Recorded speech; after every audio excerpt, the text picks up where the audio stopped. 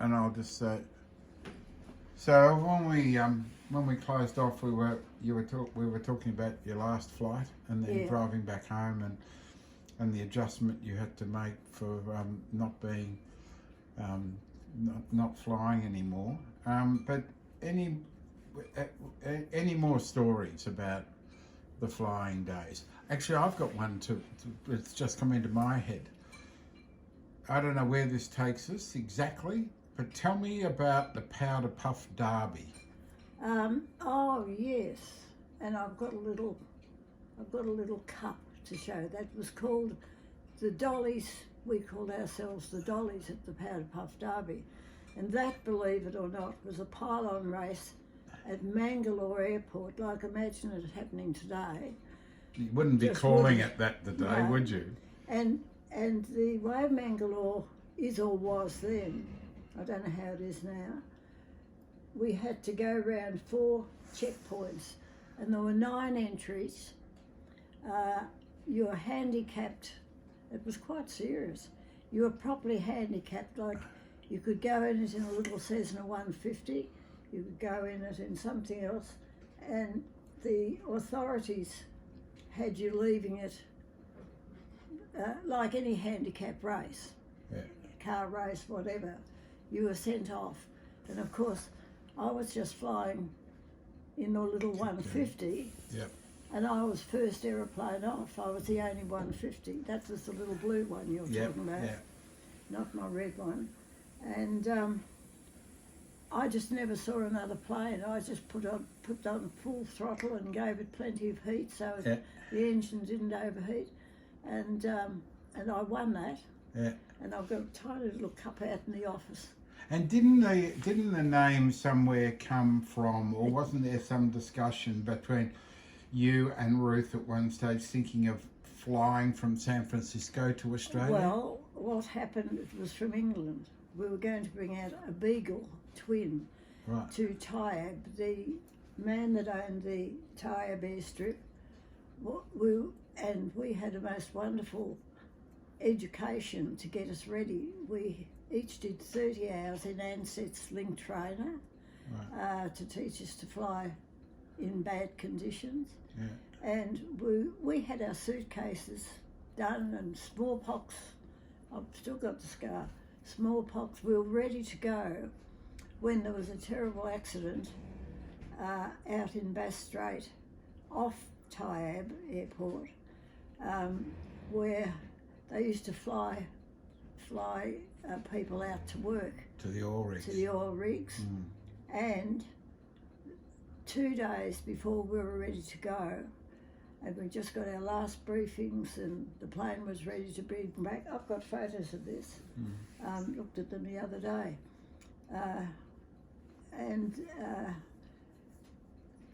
Somebody got off the helicopter and walked straight into the blade and decapitated them. Whoa.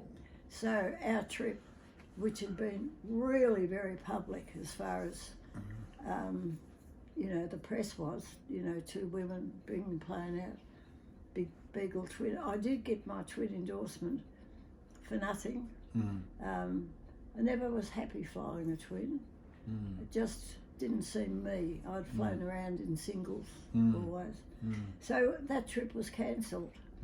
But I've got a lovely photo out there that was in the paper of me with the Governor General.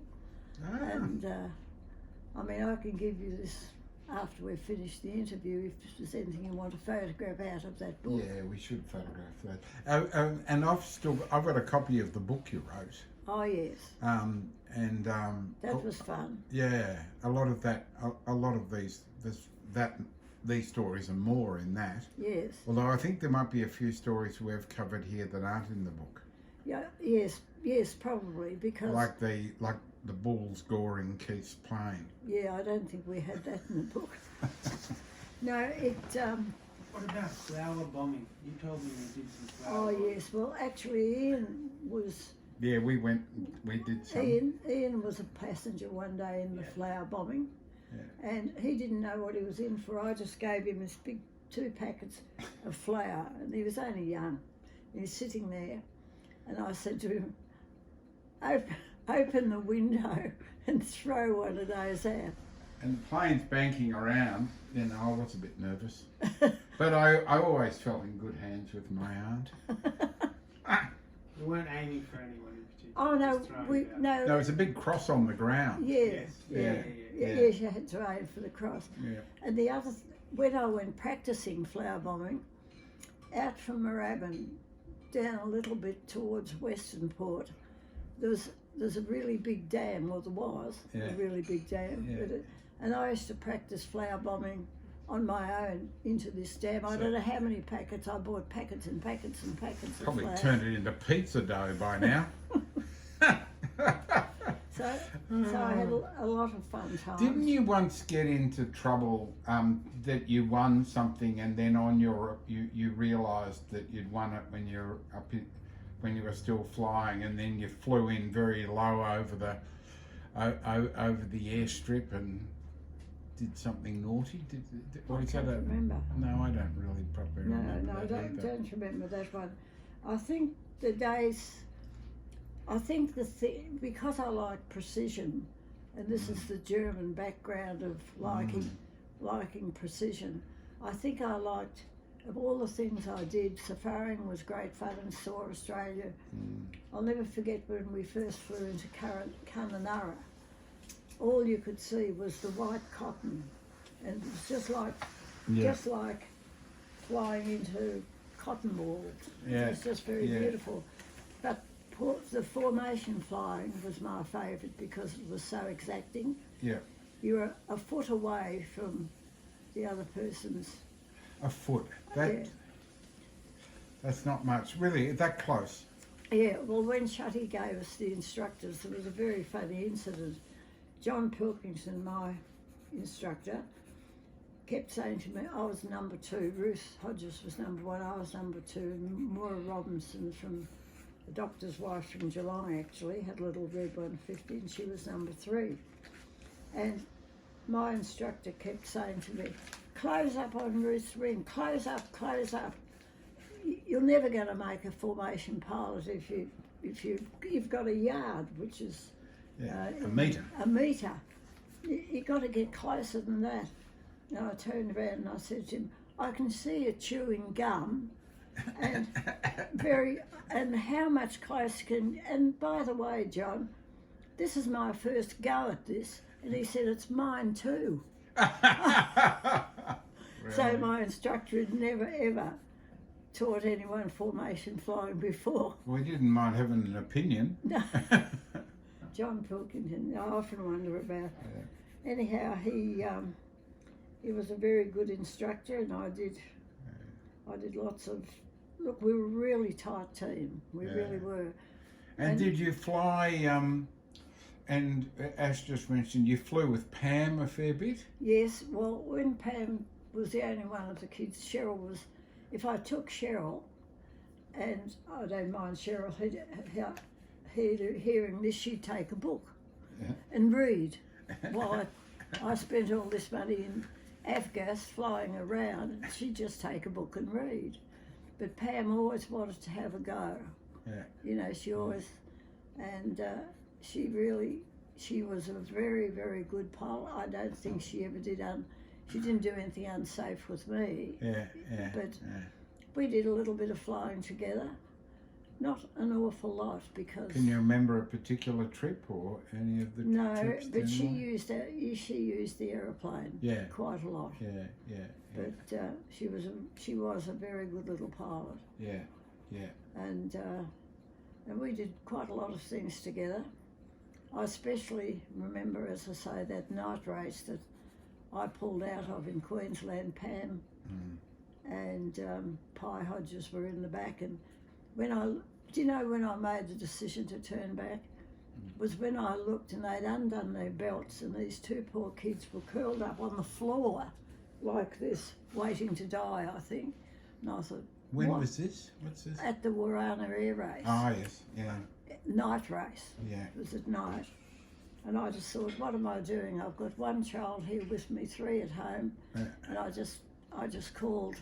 Yeah. I just called. And you pulled out. I pulled out. But halfway through the race. Yeah, and what happened was when it came to presentation night, I knew we hadn't won anything because we were still on the going out legs of this when I pulled out. But honestly, the lightning, I thought it had chopped my port side wing in half.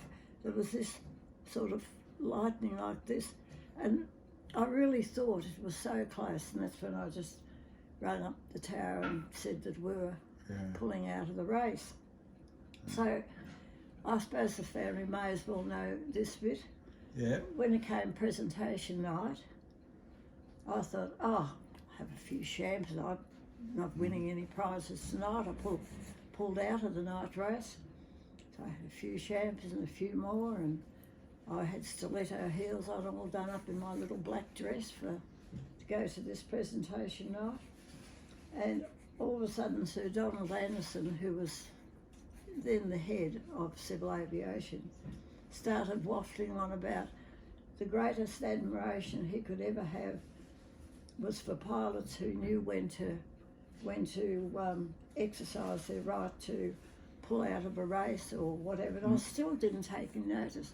And he said, so for the pilot in command of the night race of the Warana, who had, well, he didn't say the guts, but he said who had the temerity, I think, to pull out of the race, I went and bought her a silver rose bowl, which I've still got.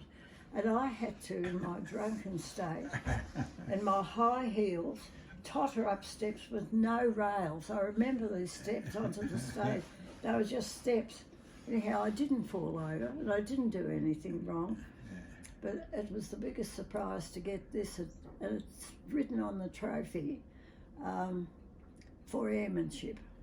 So it's well actually my favourite trophy, to be honest. Well, that's a really lovely way to a good spot to, at least for this moment, to leave the aviation side of your life, and we can come back at any point. Yes.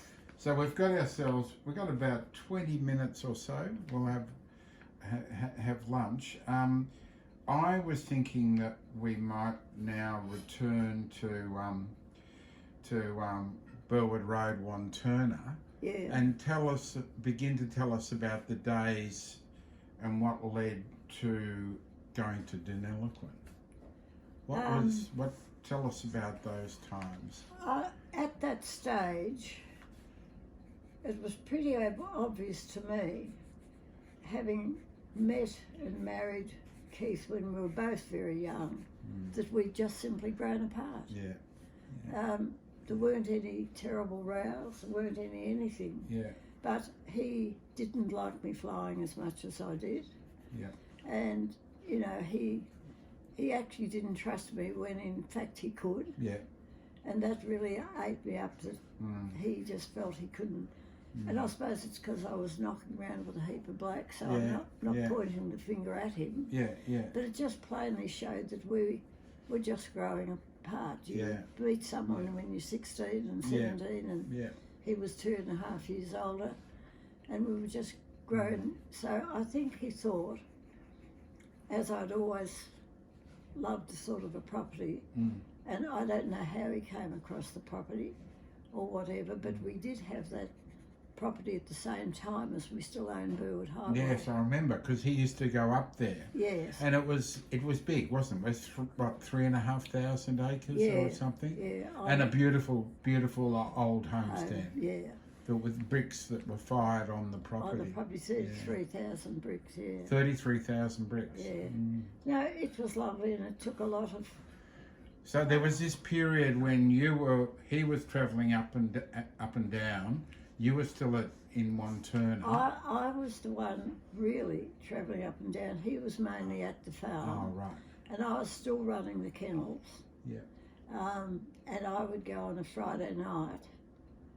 I don't know, like there were no seat belts in those days with the kids. Pick the boys up from Wesley.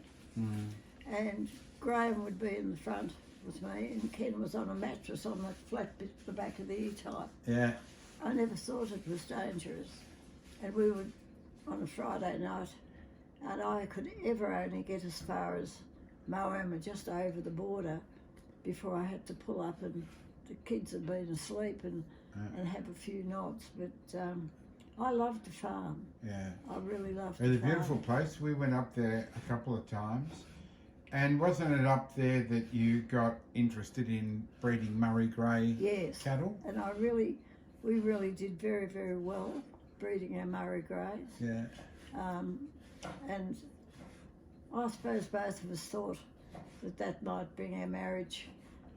There was no screaming Yeah. and things. It Yeah. was probably me that outgrew, and I'm not in any way denigrating Keith, but his wants in life were much more simple than mine. He wanted his property, he wanted to run it properly, which he did.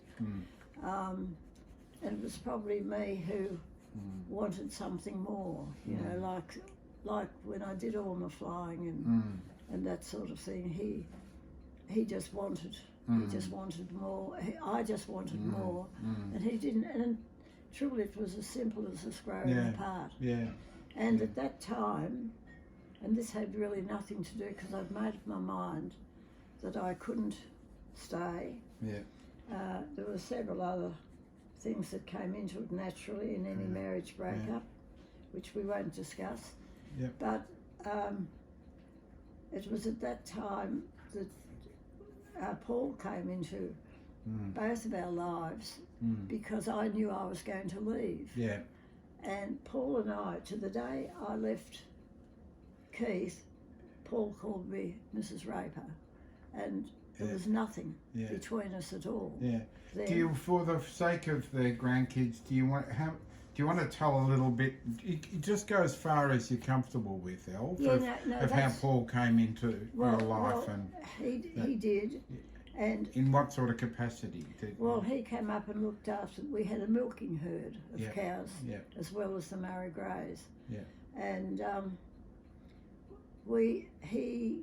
he was in charge of the milking. Yeah. And he had a girl who was actually a friend of Pam's, Di Henry, and she helped him in the milking shed.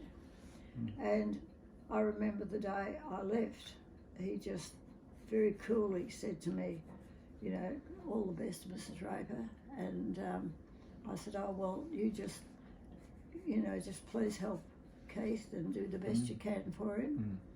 But how I re-met him, and that was as formal as we were at the farm. Yeah. He was still, anyhow, how I re-met him was in the couple of years, he had a friend called Tony Nixon who was also in the process of not being happy with his marriage, and he used to come up to the farm to visit Paul Love. He was from New Zealand, next door neighbours, grew up together. And Tony used to come up and visit Paul. And one night I got a flat in Elwood when I left, and I was in the laundromat, and I looked up and there was Paul's friend Tony doing the same as me. He'd left his wife.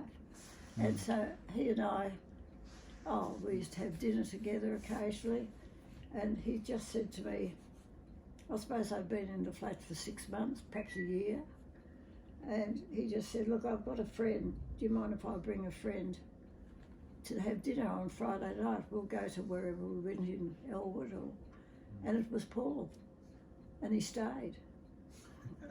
He just stayed. Simple as that. Yeah. And he went back and helped Keith for probably about 6 months till Keith. Yeah. Paul must have run out of something important for lunch. He's done it all right. Well, I think it's okay for me. You mentioned yesterday when we were chatting before, I don't think we weren't filming at the time, and you were saying what a wonderful father Keith had been, and what a fine fellow he was in many ways, but the growing apart had occurred. But you said to me that Paul's been the real love of your life. Yeah. Without wanting to draw comparisons, but that's where There's your heart feels most connected. Well, Paul and I are connected in ways that when you get married when you're just 18, and I actually just gave Cheryl my wedding album the other day that with Keith, so she could have the memories of both of us. Yeah. And but you know, it's just a matter of Paul sort of grew on me, you know. He's just our really love for each other has weathered a few storms, because naturally, like Cheryl and Graham were just fine with what I'd done. They were really good. Yeah. But Pam and Ken Yeah. gave us a very hard time, Yeah. because I I disturbed their happy little lives, and I was terribly sorry to do that to them. Yeah, it's an awful feeling, though. Yeah, because you love your children in a different, they're in that box and your marriage is in another one. Yeah. But Paul has allowed me to do anything I want. Yeah. He has embraced the whole family. Yeah. He's never had children of his own. And, but he just thinks the world of Ash and of all the kids. Yeah. And he's very diplomatic. Yeah. Occasionally one of the kids will ring him with a problem. Yeah. And they don't ring me, whatever it is. And one particular member of the family, and I'm not going to say her, rings him quite often with a what should I do about. And he's always very careful in his answers. He doesn't he's never tried to push in and be a father or a grandfather. No. He's Paul. Yeah. Yeah, that's a very good point to make, because it's obvious that actually it's a lovely observation there. But I can truthfully say that in 1975, 85, 95, 1975, I can truthfully say he has never criticised anything I've done with the family. He has never criticised any member of our family, and he's always been there to talk to them. Yeah. And as far as I'm concerned, I think he'd have to be the only man in the whole world who can understand me and let me go and do the things I want to do and without following me. You know, he really is. He has been the love of my life. Yeah. Gorgeous, Elf. Shall we take a little break at this point? And If you want, I mean, we can keep going because Paul's still It away. just depends on how you feel. How you feeling, Elf? I'm good. I'm good as gold. Where would we go next on this Well, marvellous exploration? Where was the first Time and house that space. you had with Paul? with Paul, I decided that the best way for, you're not filming, are you? Yeah, No, we but are. We can. I We can go can back stop. in. I can go straight back in. Yeah. So let's I'm just- running. I think it's good because you've Yeah. had bloody 10 houses with you. Been all over the country with Paul. Like in terms of living, you've had Blair Gary, or Oh, yeah. where? Well, first of all, we had no money. Yeah. Paul had nothing. Yeah. He'd just come over here for a working holiday, and the wages that we paid him the correct wage, but I can always remember this, I don't know if it was pounds or dollars, but it was 120 a week, Yeah, it would have been dollars. and keep, So, yeah, anyway. Yeah. and a house he had Yeah. to live on Yeah. in a farm. So when we re-met this night, when Tony, his friend, and who I used to see at the laundromat, and we just used to cry on each other's shoulders about what we'd done, because he'd virtually done the same as I had. Then when he turned up with Paul, and Tony went, it was quite amazing, because after dinner, Tony went back to his flat, wherever it was, because I never visited it, and Paul come home with me, and that was the start of where we are today. He come over after dinner and stayed. Instead, Yes. where did you go for dinner? Do you remember the meal, or do you remember No, that? I remember that we used to go to a little place in Elwood, but I would never be able to find it. Yeah. It was near the laundromat. Yeah. But as I said, so you've lived in many places around the country Yes, with we Paul. have. So where did you go first after Well, Elwood? Okay, so we applied for a job up in New South Wales, Paul milking 300 and something cows, and me not having a job at all.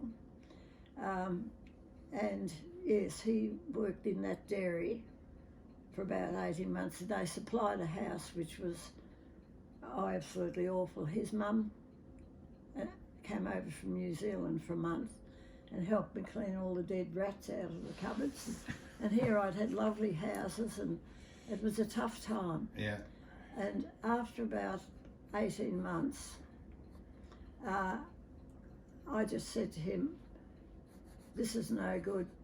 You know, you're getting up at 3 o'clock in the morning to milk those cows, and you're not really appreciated by this person. So we got another job in Exeter, which is just out of Moss Vale, working for Carney Fieldhouse, who was, Paul will know when he comes back, but really Carney Fieldhouse, and he was one of the politicians' right-hand men. All right. So Paul worked for him, and I got a job at the Moss Vale High School as a teacher's aide, which I did for about 18 months, 2 years. By this time I missed the family so badly that I knew if I didn't do something about it, that maybe Paul's, and I'd never discussed it with Paul, but I knew that it was going to erode our relationship if I didn't get back to be nearer to the kids. I just missed them too much. So he agreed, and I didn't want to go back to Melbourne. Yeah. So we decided on Mansfield, and we bought 90 acres there. Yeah. Paul got a job, and we had little restaurants and Yeah. did all sorts of things. Yeah. Put temperature-wise. Okay. That's Mansfield. Sorry. Okay, that's all right. We're taking a little break. Needs a break.